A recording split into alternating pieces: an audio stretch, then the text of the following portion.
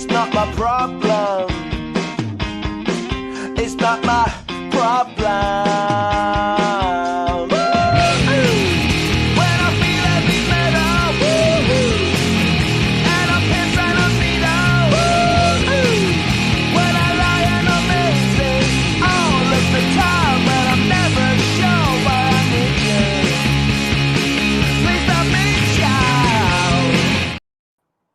All right, welcome to the Prospect Podcast.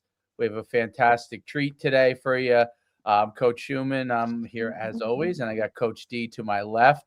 And we have a fantastic guest, Coach Brian White, with us, running back coach over at Bowling Green. He's had an extensive career, which we'll dive into. Coach, it's great to have you on the podcast. It's awesome to be here. You know, it's great to be with some people from the Northeast, and we love Jersey boys. I'm glad you do, Coach. I'm glad. Yeah, most don't. Most call us an acquired taste, but we'll take it. You know what? I've coached a lot of great players from New Jersey, a lot of great players from Ron Dane to Jonathan Casillas, who was a great player that nobody recruited, right in the Rutgers backyard, and I watched him dunk a basketball in his jeans when that big freak receiver was being recruited by everyone in the country, and Coach Quinn said to me, I was at Wisconsin at the time, he said, "You're not getting that big freak, but you can get this one." So I said, "I'll take him." Worked out. Worked out. 10-year NFL career, two-time Super Bowl champion with the Saints and the Giants. I'd say he was a pretty good recruit. No doubt about it. And Coach has had an extensive background, obviously coaching long before that. He was outstanding quarterback, as well. Played at Harvard in the I'll say it, Coach, the 80s there, Coach. In the 80s there. So, I'm in the 90s, so I was a 90s guy. So it's nice for me to talk to a guy that's a little bit older than even I am. So that's great. The 80s, great time period. I love growing up in the 80s, and obviously you were a fantastic athlete back then. You wrote a book most recently, The Locker Room Is Not for Sale, which is an Amazon top seller. Your coaching career is, as you mentioned, obviously extensive. I mean, with running backs, from Terrion Stewart to A.J. Dillon to Ron Dane to Michael Bennett. I mean, you name it. Like you've had those guys in your career with stops along the way, like you and Derek were talking about beforehand, all across America. Obviously, Bowling Green, but from Notre Dame to Fordham to UNLV, Wisconsin, Syracuse, Washington, Florida, BC, Colorado State. I mean, there's some awesome universities that you've been a part of as a coach and as offensive coordinator, as an associate head coach, obviously, and as well, your expertise as a running back coach position wise. So it's great to have you on, Coach, and talk some football with you. Well, it's great to be here, and I've been very fortunate to have coached some unbelievable players, a Heisman Trophy winner, a bunch of first-round draft picks, and a lot of just wonderful families that I've recruited throughout my career that I've stayed in great contact with, and that's the beauty of coaching. That really is the reason why you do it, to get involved with people, and I love recruiting, and I love coaching, and I love developing young men, and I've been very fortunate to be around some spectacular players and coaches and that have mentored me and shaped my coaching philosophy, and so I decided to put it on paper and put a book together that I think is worth reading, and I know it's worth reading, and I know it's not just a football book, it's a life book. So I hope people will journey through the 120 pages. It won't take long. It's a kind of a connected dots book. So I went to Harvard, so I couldn't do anything too complicated. So I kept it very simple, and it was fun. Talk about first off, talk about the book and what they could expect from that book. what what it entails and kind of the premise behind everything in it. Beautiful. Yeah, the book is titled "The Locker Room's Not for Sale and Why the Human Touch Always Wins." And it's just when I was coaching at Wisconsin, I had some buddies from Wall Street that wanted to come to the Rose Bowl and bring some clients. So they wanted 10 tickets for the game. I said no problem. They wanted 2 sideline passes. I said no problem. And then they said, if you win the game, can we get into the locker room and celebrate with you guys?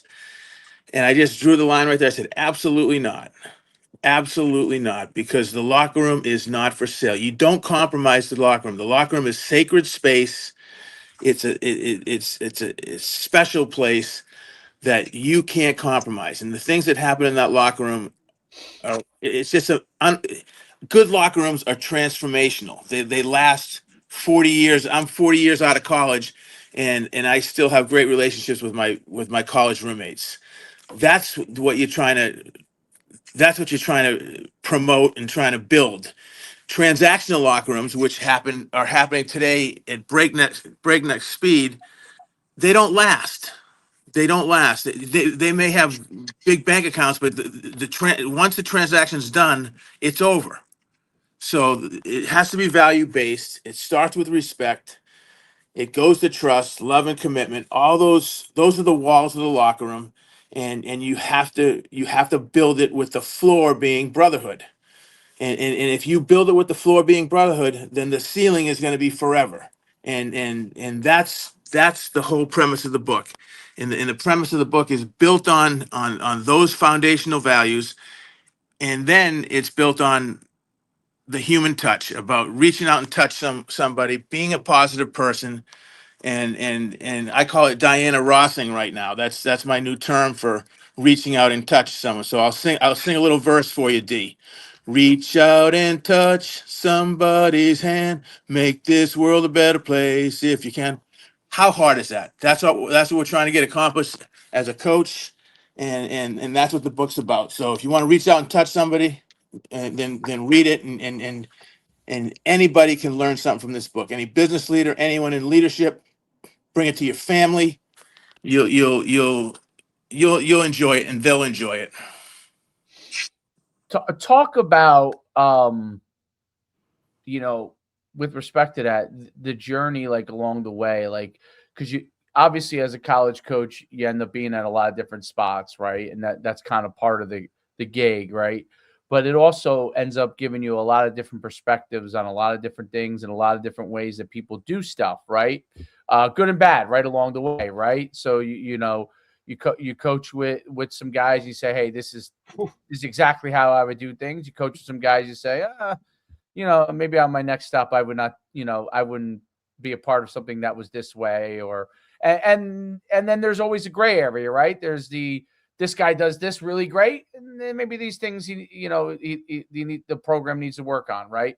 So, talk about a lot of that stuff in your journey, especially being a brilliant Harvard man yourself. You know what I mean? So you guys are smarter than everybody to begin with. So, but talk about like that journey and talk about a lot of the things that you kind of started to form over the years of what was really important in the locker room, what you think helps make players successful, those kind of things.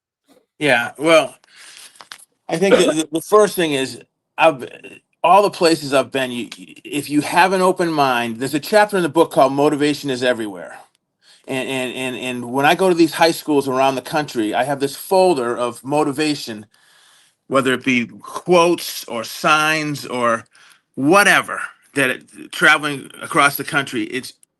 There's motivation everywhere. There's good things about every school. The one common denominator everywhere I've lived, there've been wonderful people everywhere in the country. I flew out to UNLV, Las Vegas. I'm 25 years old. I'm from a little high school in Massachusetts, and I'm flying. Oh, I'm flying on the plane, and I'm saying, "What the frick am I doing going to Las Vegas?" I didn't even know there were mountains in Las Vegas. I mean, I had no idea how beautiful it was, and I said, "What the frick am I doing going out to Las Vegas to coach football for?" But it ended up being the best thing I ever did. My best friend, Paul Pucciarelli, the equipment manager, I met my wife, married, been married for 31 years and have two beautiful children. So it's just what you learn is there's good things everywhere, and you got to take advantage of them. I've been blessed to be around some phenomenal coaches. Lou Holtz really really built the framework of my coaching philosophy as a fundamental coach, that fundamentals win. It's not plays, it's not schemes, it's fundamentals and it's players. And Larry Glick from Fordham, who just unfortunately just passed away, but he always used to tell me from the beginning. He hired me right out of college, and he said, "Be yourself, never compromise your integrity. Be yourself, never compromise your integrity." And I can say I've always been myself. Unfortunately, I can't say that I haven't compromised my integrity on an occasion, but I can tell you that the places have been unbelievable. Barry Alvarez at Wisconsin. I mean, he taught me that he was going to enjoy winning. Whether it was a 1 point win against East Bemidji State or it was winning the Rose Bowl, he was going to celebrate and enjoy winning and then figure out the problems later. And that's a wonderful quality to have. Yep. So I think it's really important that you have an optimistic outlook, particularly if you're a coach. You're going to be traveling around the country, and you got to take advantage of it. My wife did an unbelievable job of making sure that when we moved, that we did the trip as a family, and we stopped off at national parks that we never would have seen, and we charted the trip. So it's all a mentality. It's how you want to take a look at things. Is it oh, we're moving again, and Right. it's negative. I got to meet new friends, or you know it's all about your mentality, and I've been fortunately I've been blessed with a positive outlook on life, and I'm a glass half full guy. I always will be, and it's been wonderful. I mean, I love it. No doubt about it. Well, I think that's a key aspect for successful coaches, that you have to be Yes. able to be optimistic, because there's so many things that go on that could take you in the wrong direction, and if that ever happens, that means it's time to get out. You know what I mean? It means that all the other external factors are weighing in too heavy for you to be able to do what you need to do. But it's there's no doubt about it. The players feed off you, right? So the players feed on your outlook, your opportunity for them to succeed, and they're looking for that. And that doesn't mean, like, motivation. People, I think, sometimes confuses that, like, everything's gonna be peaches and cream. You know what I mean? But Yeah. motivation is about figuring out what gets the most out of that athlete, and having a positive approach to it can obviously also mean teaching aspects too, right? So talk Yeah, talk talk about, like, the elements of motivation that you think is important, right? Because you've had so many great players, and yeah. talk about that components of what you try to instill in your players. Well, you started off by saying it feeds into. So I'm going to talk about feeding into. You want to motivate players. I learned at Notre Dame. Joe Moore was the legendary offensive line coach. The offensive line award is named after him. And he said, "You want to be a great coach someday?" I said, "Absolutely." And he said, "Feed him. If you feed him, you can coach him hard."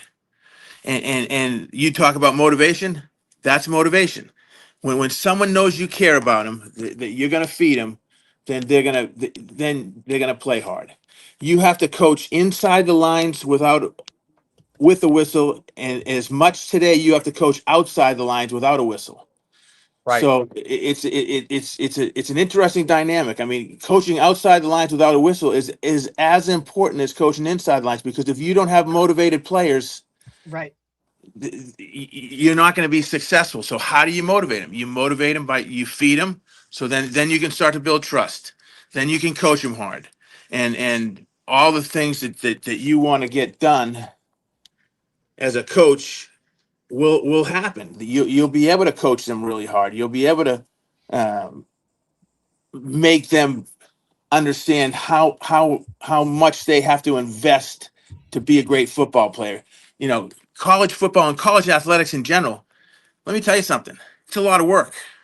Damn right. So it's a lot of work. Now, I At think any they level, right? Because we deal absolutely. a lot of coach at, FBS, FCS, D2, 3, NAIA, right? And these guys think, a lot of it, right? The parent outlook, the athlete outlook is, the lower the level, the less I kind of have to do. Like, we really try to hammer home the point of, man, playing college athletics at any level is you're already in a small percentage and a smaller category, but it's hard, right? It is very difficult to do all that on top of going to school, which that's something that everybody forgets at all times. You still have to go to class. You still have to do that part of it. You know what I mean? Yeah. But it is difficult the day in, day out. Everybody sees when you're playing on Saturdays or, for us coaching, in high school on Friday night, but nobody knows really the intricacies that go into the week of works preparation and all the off season stuff, right? Which is what separates football, because it's a lot more practice than play. And now with the treatments and the work and the recovery stuff, right? Stuff that you've seen kind of come full circle and just be, more in the limelight, the mental side of it, right? All of these things that go into it, like, it's a lot of work. And I don't think a lot of guys really understand what it takes to do that physically, mentally, socially, right? Because you're sacrificing what most people are always going to tell you is the best time of your life. And some of that social aspect, especially now with social media, right? Like, you're going to sacrifice that because, hey, I got to get sleep because I got to work out in the morning. And as a coach, guys they're going to understand that you're going to coach them and tell them that. But if they feel that you're not truly invested in who they are, not just, how many yards they could rush for or what they know on the football field, like, you got to be fully invested in, hey man, how's your family? Or what's going on off the field? How are your grades? How's your classes? Right? The emotional side of it, that connection comes so much more off the field with the amount of time that you spend with them in the off season, in season meetings, right? Like, you're spending holidays with these guys. Sometimes you're spending more time with them than you are family, So that kind of side that I don't think a lot of people see, like you said, I think is almost as important, if not more important than, hey, can you pick up this guy in max protection and, be able to do what you're supposed to do? Right. Well, one of the things that's really important is I'll share a story with you. I had this running back at Bowling Green. His name was Jason Patterson. I met his uncle through recruiting, and his uncle, he goes by Uncle Real 305. He was a guy that grew up in the streets of Miami, and thought that he had to grow up in the streets, but eventually he said his passenger took him off the streets, and he became a legitimate car detailer and built a great business. And I said, "Who was the passenger?" He said, "The Bible." Every day I was out on the streets, the Bible eventually, I traveled with the Bible, and the Bible eventually took me off the streets. But he has a great saying. He said to me after talking to me for a while, he said, "You know what, Coach? You know what? I like you. I like you because you're real. You real." He goes, "You a real dude." Use different colorful language, but he said, uh, real, real is rare, and real has no color. Real is real is rare, and real has no color." And it really was a powerful statement because it's so true. What players want is they want you to be real with them. Yes, They want you to be honest with them. They want you to, absolutely. they crave that. And if you're real, then they'll respond to you. If you're fake and you wear a lot of makeup like you're a Mary Kay cosmetic salesman, they are not going to respond to you. And they see right through that shit. So it's really important that you scrape the makeup off and you're real, because then going back to what we were talking about earlier, to coach them and coach them hard, you have to be a great teacher. To be a great teacher, you have to be able to be clear, concise, and give them bullet points that they can grab a hold of. Now, if you're real, they'll listen. If you're not real, they will tune you out in a New York second or a New Yep. Jersey second, whatever, however you want to say it. But you have to be real, and it's so important that's part of the locker room. That's what the locker room is not for sale is all about. Is that those values in the locker room? Players that aren't real get exposed in the locker room really fast. They get exposed really fast, and they don't Absolutely. fit, you get rid of them. It's as simple as that. But in terms of teaching, I think it's important to be positive. I've never understood these coaches that say, yeah, you got to be a great teacher, and they Terrible. start Yeah. MFing these kids and swearing at them and degrading them and demeaning them. And I just think to myself all the time, when was the last time I That was in a works. math class that a math teacher called me a no good rotten, you know what? It Yeah. doesn't happen. So teach them. That's a big important point when Huge. you're coaching players hard. The difference is, so when you're coaching them hard, it has to be from a teaching aspect and the ability to get them to push themselves further, not from a demeaning aspect where you're literally putting them down. And by the way, there's different moments in a game where that can be very difficult. You know what I mean? So it's a very important part as a coach that you have to, because emotions ride high, right? And you have expectations of what you expect, and players have expectations of themselves, and you have to be able to kind of be as assertive as you need to be without getting them to go somewhere where they can't, that they can't come back from, right? So that's a real Yeah. important aspect to it, and it's difficult, right?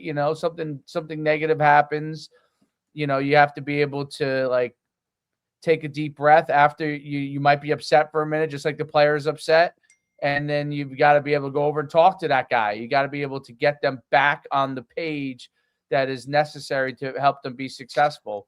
And Mhm. I think I think that happens so much. You know what I noticed, and I'm curious your thoughts on this, because it happens to everybody. There's no coach that doesn't make the mistake of getting too angry about a situation at some point and doesn't say something that they wish they could grab back, right? But the key is, do you go over and then correct that mistake? Meaning, Yeah. do you go over and fix that? Do you go over and say, hey, let's move forward. Let's go do this. Let's take care of what we need to. Hey, I shouldn't have got on you that way, but this is what I'm trying to get across.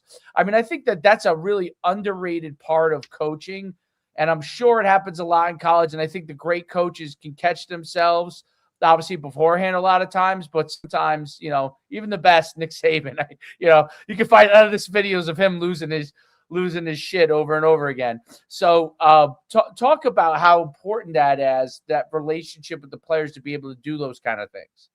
Well, it's obviously really important, and I can tell you this: in my career, 40 years of coaching, I can honestly tell you that my players know the gloves come off, not for a fumble, not for a mistake, not for that's football. You know, mistakes happen. You're playing against other good football players too. Right. The Right. gloves come off for me two ways: poor body language. You make a mistake and Oh, you come off the field and your head's down. You throw your helmet. You throw a temper tantrum. You blame someone else. So body language, number one, and effort, number two. If you just give great effort all the time and you have great body language, then I'm good, and you won't have any problems with me. So I really coach that hard, because when people make mistakes, particularly early in their careers, their head goes down, and it's hard to get them back. Great players and great coaches play the next play.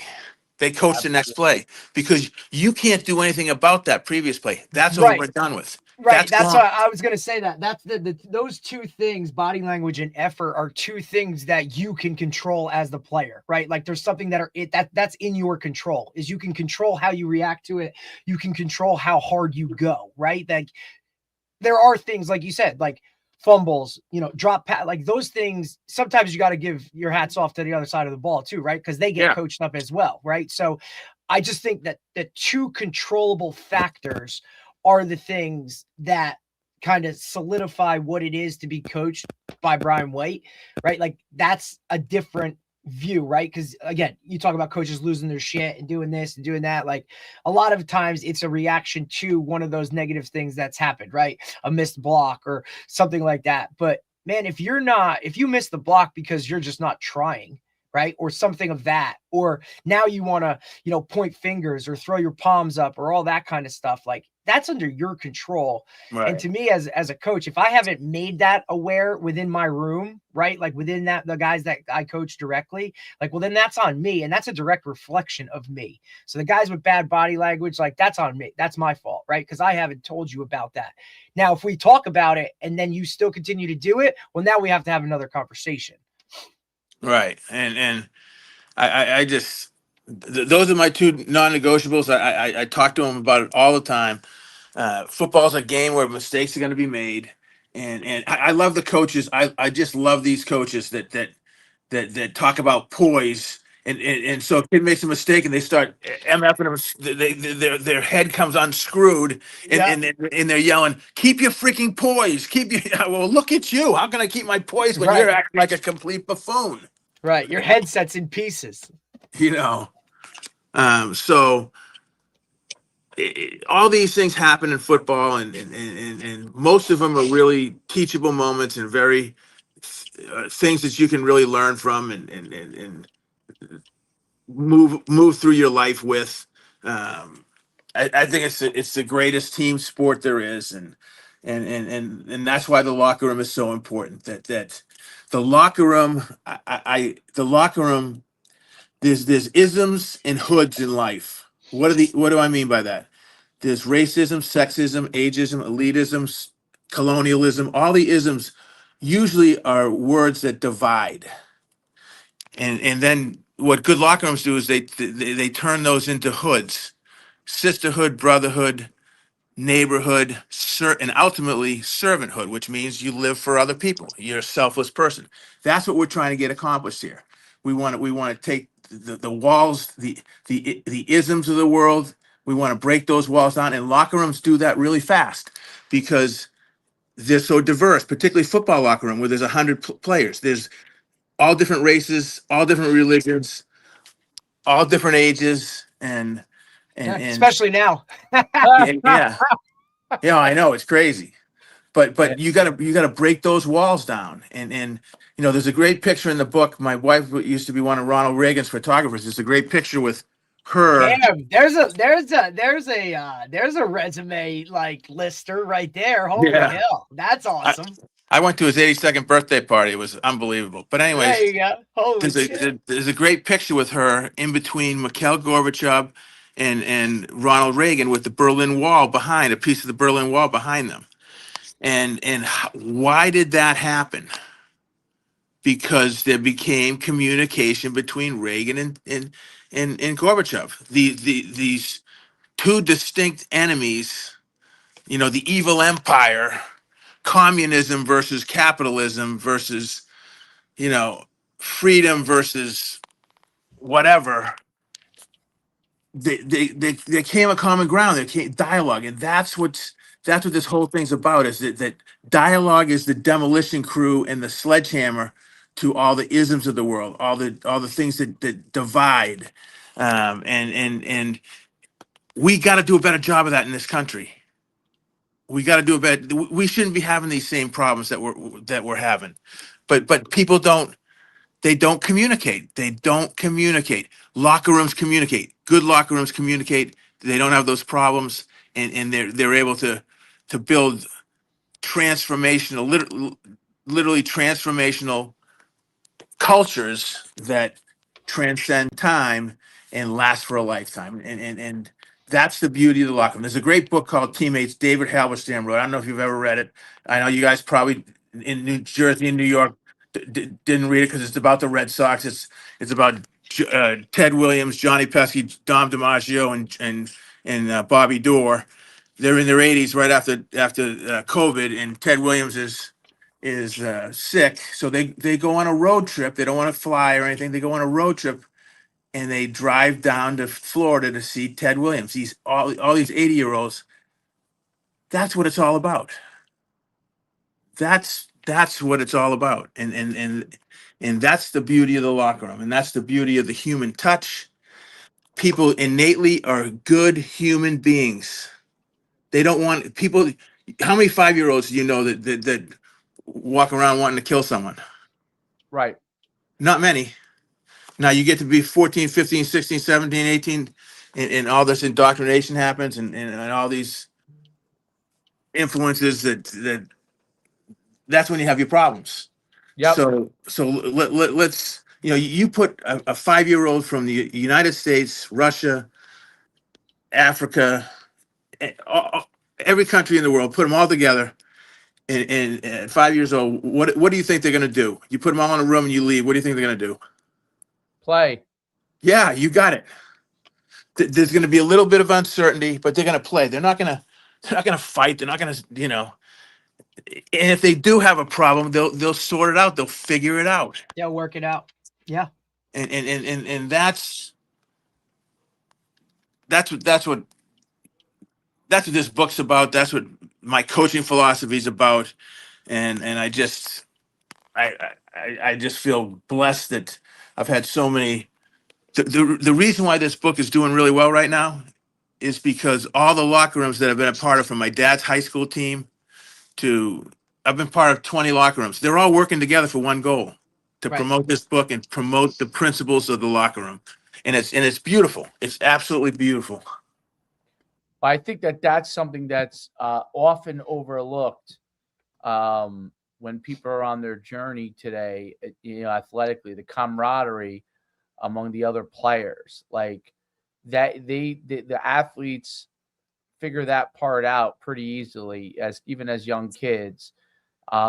It's only when we start to interject some of our own objectives that begins to change, and it's important. That's where coaches really come in and are a huge help for that. Where obviously, as a parent, most parents' number one priority is their child, right? The coaches help to guide that child, that there's other things within a team that are different than just what only your objectives might be.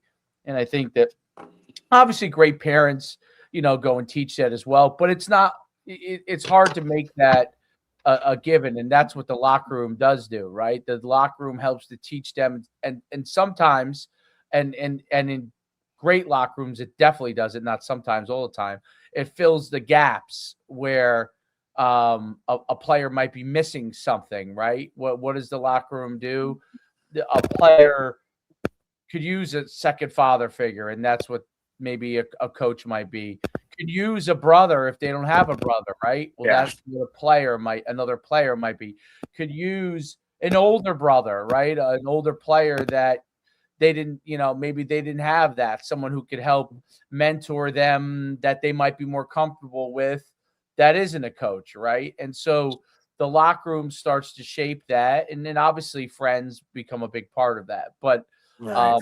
And I think that those are the things that forms the locker room. I mean, that's always, what it always did for me. And when I was in good locker rooms, you know what I mean, where that was emphasized, you saw that reflected on the field. But I've been in good locker rooms too, where, maybe the team didn't win as many games as it could. There were sometimes some other factors that are associated with that, injuries or maybe not as good players, right? But the locker room still had a really good presence there, right? So I think that's another important thing that's important for athletes and parents to begin to understand. I love you to talk about it, because the lessons go beyond the wins and the losses, right? You know what I mean? Absolutely. So talk a little bit about that Well, I'm glad you asked, because it's so important, because you can create these locker rooms in your family. You can create them in sports. You can create them in your schools. It doesn't have to be. It can be a metaphorical locker room. But so what does that represent? That represents a crucible that values are being transformed in you, so that you it starts with respect. It doesn't start with trust. Everyone thinks it starts with trust. It doesn't start with trust. It starts with respect. You have to respect one another. You have to respect differences, religions, races, ages, whatever. You have to respect and be tolerant of other people. That's the starting point in any locker room. If you recruit players that are respectful, then you can build trust. Now, since I respect you, now you can build trust, accountability, all the things that you're looking for in the locker room. You know, trust, love, commitment. How do you build the floor is brotherhood? That's love. That's blood. You're creating blood. You're creating family. You're creating, how many teams talk, we're a family. We're a family. Oh yeah. Right. I'll take a bullet for you. Would you really? Come on now. Mm-hmm. Oh, are you really going to do that? Well, show me. Show me. If you're blood, you're really going to take a bullet for a family member. Absolutely. So the floor of the locker room is brotherhood, and that's what holds the walls together. And then the ceiling is forever. That's the teammates analogy that I just told you with Ted Williams. Those values, they don't disappear. They're transformational. They're not transactional. And that's what you're creating in a locker room, in a good locker room. And that's what parents need to understand, that the locker room is so important to research when you're picking out a school for your Oh, children. I'm so glad you brought that up, Coach. I really am, because I think we deal a lot with the high school athlete, and even middle school athletes looking to go to a certain high school, right? Because it's getting younger and younger now, or even just like the program, even like a youth program. Like Coach Schumann's really involved in the youth programs now. About now some of it is a little where you live, where you grow up, right, and that type of aspect. But just knowing what you're going into, right? I tell a lot of these guys when they go on their visits, make sure you get with guys that are on the team and talk to those guys. I really love the schools that they'll throw 5 of their players up there on a panel and say and leave the room and let the parents kind of fire away and ask the questions, and let those guys really hey, be honest. Like, tell them if there's something I do as a head coach that you don't like tell these parents, right? I think the guys really need to understand like what the pulse is of a locker room, what the makeup is, how it works there at that specific school, because that's where you spend a lot of your time, man. And there is nothing like a divided locker room will ruin everything. And that's not just football shit. Like, that will ruin how you feel socially, emotionally. Like, it messes with your brain, it messes with your emotions, it messes with how you go about everything, right? That locker room itself can either make or break you ultimately. And I think that it needs to be stressed more when guys are trying to figure out what program they want to go to or what school they want to attend, because it's the same, like, it's the same as a classroom, right? You're going to be taking these classes. Well, what's the makeup of the school? Is it a big school, small school, private school, public school, right? Is it suburban, urban? Like, all of these things, what's the dynamic and what's the makeup of the people that are going to be around you, right? And for all this shit you go through as a teammate and as a team, are you going to be able to rally together and come together and do all that? You don't have to be best buddy when you leave it, right? Like, you don't have to be hanging out. Those are the better teams, right? The best teams I've been around where the guys have been pretty close off the field, outside that locker room. But even outside of the physical locker room, like, you take it with you, right? Like, how many times does a guy get in a bar fight and it's all his teammates, right? Like, everybody, that type of camaraderie and brotherhood, I think it's just so far beyond the actual walls of it. It goes beyond, like you said, 40 years out, you're still talking to your college teammates, right? Or your high school teammates, right? Yeah. Same You know what I mean? Like, these are the guys that you're in the group chat with of what it is, because those are the relationships, the bonds, that you form. And it ultimately, it deems not only the team success, but personal success too. Because those are the first guys to support you when you do well, right? Like, yeah, we won the game, but guess what, man? You had a hell of a game. Like, those are the guys that are, at the Heisman Trophy, ceremony with you, like cheering you on and all those Right. like, that's what you really want. I think for you too, especially, Coach, at the high level that you've always coached at, with those higher level players, like the makeup of your room, right? Like, all right, that guy's the starter, but how do the 2, the 3, the 4, like, how do those other guys in the room carry themselves? Is it a poor me mentality of why don't I get the touches? Or is it, hey man, if he does well, like, we all do well, right? Like, that, I think, is something big. Talk about that a little bit, Coach, if you can. Talk about like how the makeup of your room maybe separates itself from some others that are in your shoes. Well, the makeup of your room is all dependent upon how selfless your starter is, and how much you as a coach value the players that aren't the starter. I'll give you a great example. Eddie Faulkner was the backup running back at Wisconsin to Ron Dane and Michael Bennett, 2 first-round draft picks. He was sandwiched in between 2 first-round draft picks, and he was an excellent player. And I remember he was contemplating transferring after his junior year because he just wanted to start somewhere. And I said, Eddie, I sat down with he and his parents. I said, Eddie, you're a really good player. You're a great person. You add a lot of value to this team. You've added a lot of value to this team. I said, you're going to be a coach someday. And he goes, yeah, that's what I want to do. And I said, well, you're going to be able to use this lesson, your playing time in college. And whenever you had to start, you were the MVP against Iowa when Ron was hurt. You played great against Cincinnati, scored the winning touchdown against Cincinnati. All these wonderful things that you have in your career. I said, just don't worry about Michael Bennett and Ron Dane. You just worry about you. Comparison is the thief of joy. God, so pivotal. And what's Eddie Faulkner doing right now? What do you think Eddie Faulkner's doing right now? He's coaching somewhere. He's the running back coach for the Baltimore Ravens. He was the running back coach for the Steelers for the last 8 years. Not bad. He's had he runs this camp every summer that I went to last year it's his 3rd one this summer. I went to the 2nd one last year. It's called Team Falk. He's from Muncie, Indiana, and he puts on this Muncie, Indiana. He puts on this free camp for anyone in Muncie, and he has college and NFL coaches come, and it's magnificent. So to answer your question, it's all about getting personal. You have to have a relationship with Eddie Faulkner to be able to make that happen. Right. Otherwise, he's out the door and he's gone. Right. So I just think it's invaluable that here's the bottom line, and this in any team.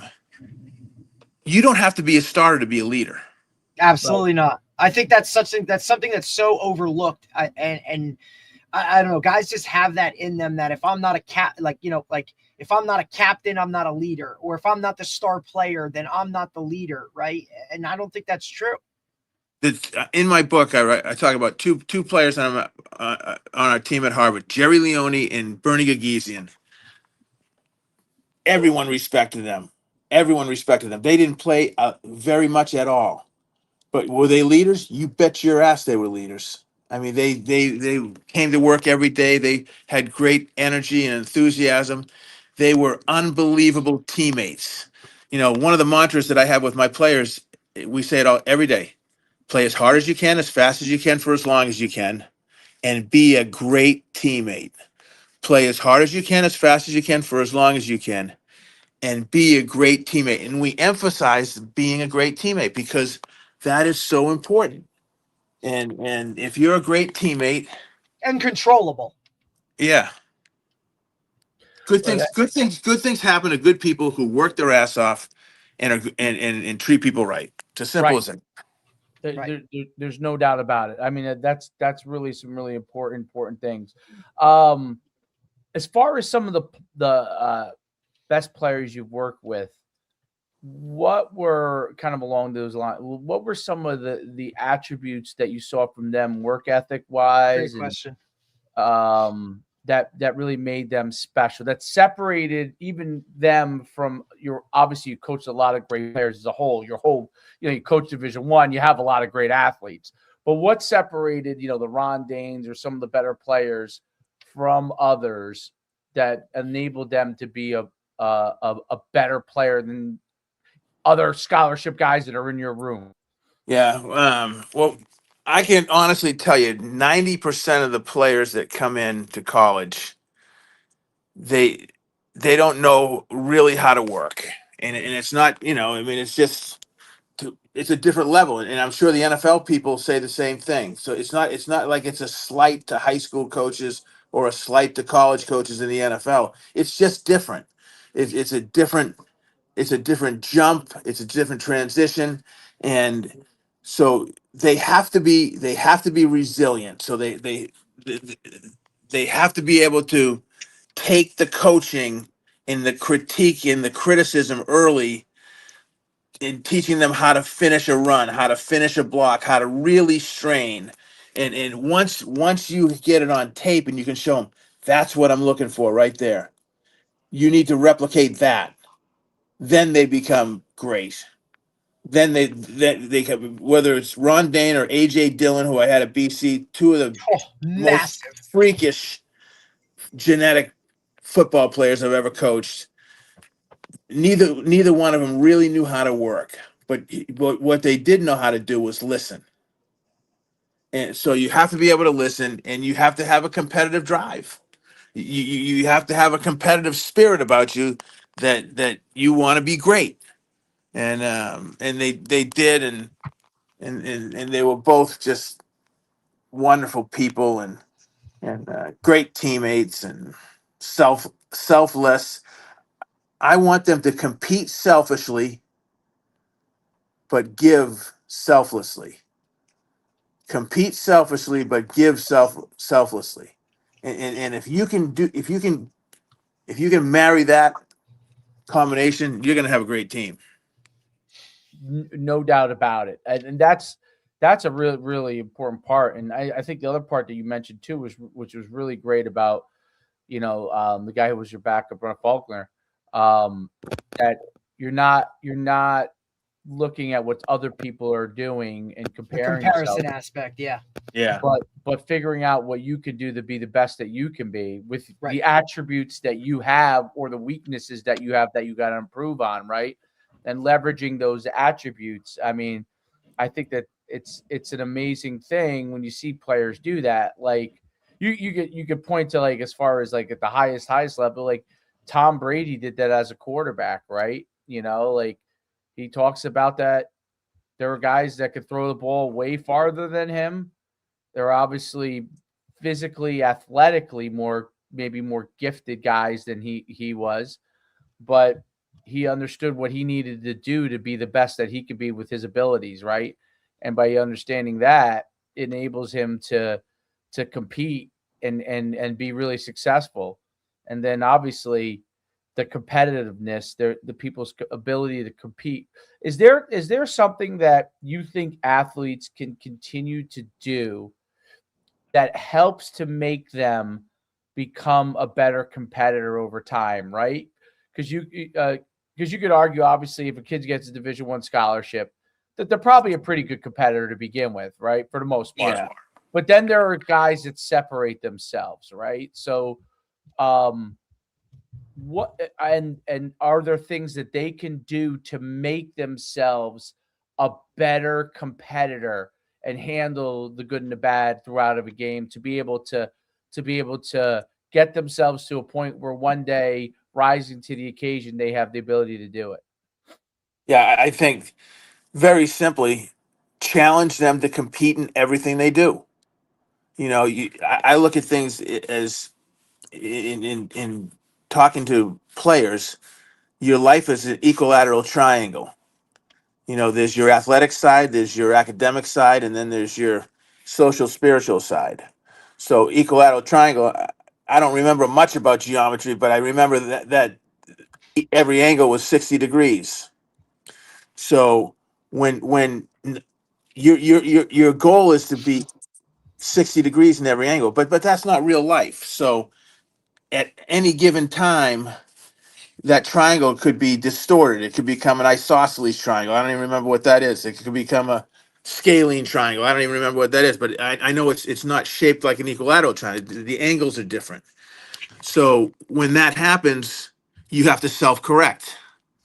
And self-correcting is the number one way to become a great player. That you identify where your life is going wrong, or where your football career is going wrong, and then you self-correct. So I think that's really important component. So is your social life and spiritual life in order? Yes. Is your athletic life? No, it's not going well right now. Is my academic life? No. So now I got two sides of my triangle that are jacked up. So I got to go fight my ass off to go get that triangle right. And I think that's all about creating self-awareness, and self-awareness leads to being a great competitor.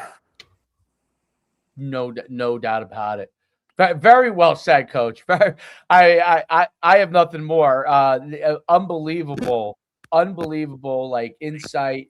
Derek, do you have any other questions for Coach? No, I just have to ask, what Yeah. all those stops, what favorite? Give me a top 3. Oh, I would say Wisconsin was definitely my favorite. Being a coordinator and winning Rose Bowls, and it was magical. It was outstanding. And Boston College, I got to work with two of my best friends, Steve Adazio and Frank Leonard. That was Frank great. Leonard. Yeah, he's Ah, yeah. Frank Leonard coached at UConn when I was there.